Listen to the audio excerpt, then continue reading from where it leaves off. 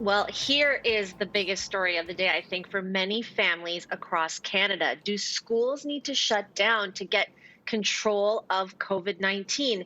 Nunavut has announced that schools will close over 2 weeks, and the premiers of Quebec and Manitoba are deliberating school closures during the holiday break. So, across Canada, do schools need to shut?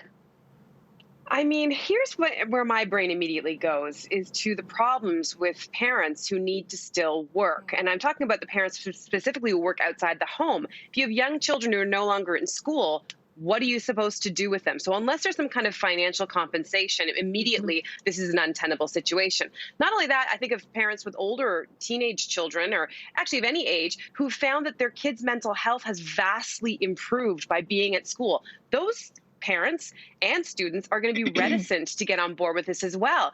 And back to my first point though, like I think if everyone's off work, or if everyone's still going to work, are we going to trust that teens, for example, who are maybe able to be at home by themselves, are they not still going to go out and socialize? Because this only works to reduce numbers if they're actually not also still continuing to go out, go to the mall, go to wherever.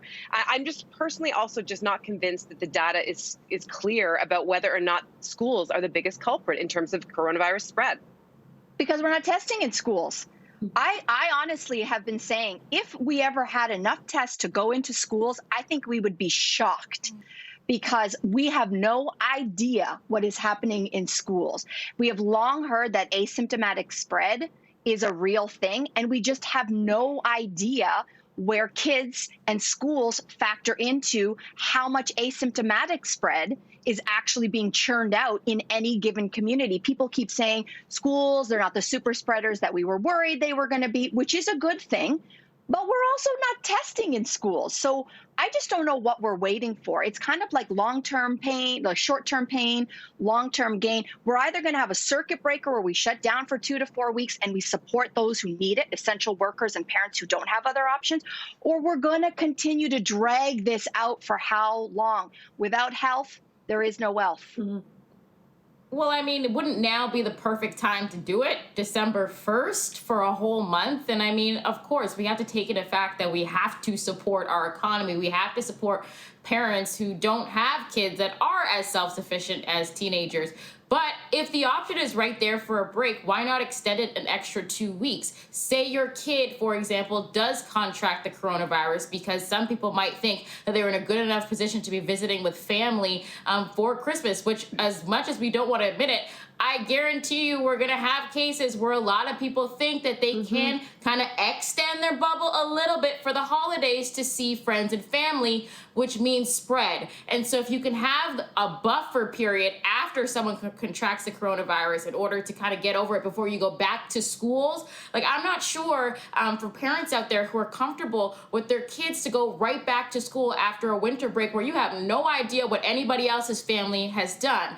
What we do know, and we'll look specific to the Toronto numbers here, is that the overall rate was 6% positivity rate. Now, they also say the current rate for young people between the ages of 14 and 17 is 7.5% and 8.2% for those between 18 and 23 years old. So the numbers are real, the numbers are right there, and it seems to be that there is this hub as to where they're coming from. You know, BC is also dealing with this. Will they shut down? Nunavut, they shut down after they saw their cases going from 19 to 26. 19 to 26. And we can look south of the border, the States. New York is currently in their shutdown, and their positivity rate overall is 3%.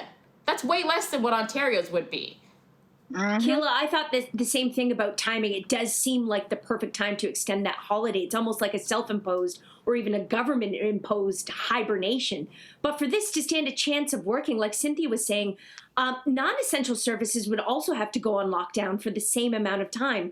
That means employees will be home with their families, but it also means retail stores are closing during what is typically the busiest time of the year.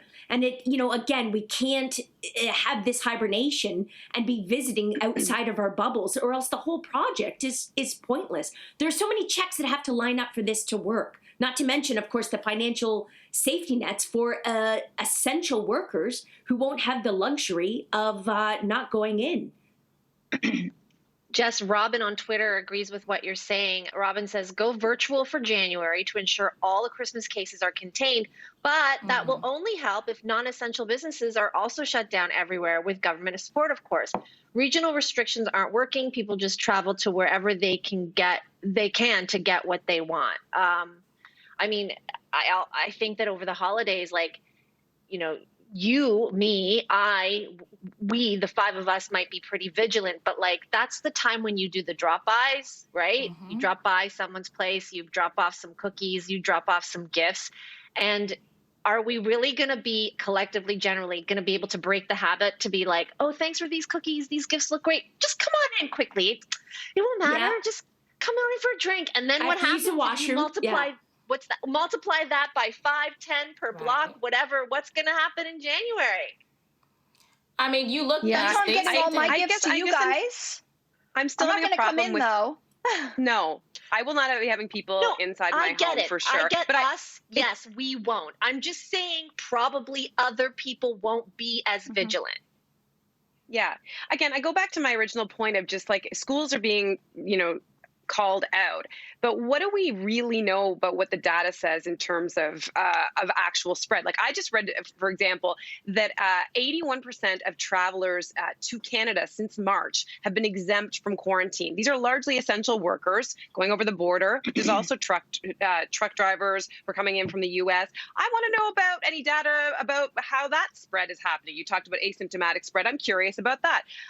What do we know about also weddings that have been happening since March? We know in October, for example, in Calgary, there was a super spreader wedding that led to at least 49 cases. There's been numerous mentions about that in Ontario. Also, some of Canada's largest COVID-19 outbreaks have been happening in meat processing plants across the country. So what's being done there to contain those spreads and to shut those things down? Again, I just feel like I personally don't have a clear sense of the data, which makes me lose faith and comfort level in our governing bodies. I mean, it seems as though we keep asking for data. Yeah, no, there's just contradictory messaging though. Like if we are being told we should be staying at home and only leave home to work or for essential things, right? A doctor's appointment, grocery shop. But then why are all of these why are halls and venues open for weddings if we're told we're not supposed to be leaving home? How can we say only leave home for essentials, but it's okay, my kid's going to school with 25 people plus teachers plus. Everyone's speaking out of both sides of their mouths. And so I think you can understand I'm personally very confused of what I can and cannot do. But also, I mean, some people, it seems like out west, we seem to be asking for all this data when out east, they didn't even need enough data to lock it down and shut it down. You look at Newfoundland, let's say, who has 0 cases right now. You look at Nova Scotia, their numbers are down. They didn't need to have extra or final information for them to get ahead on this.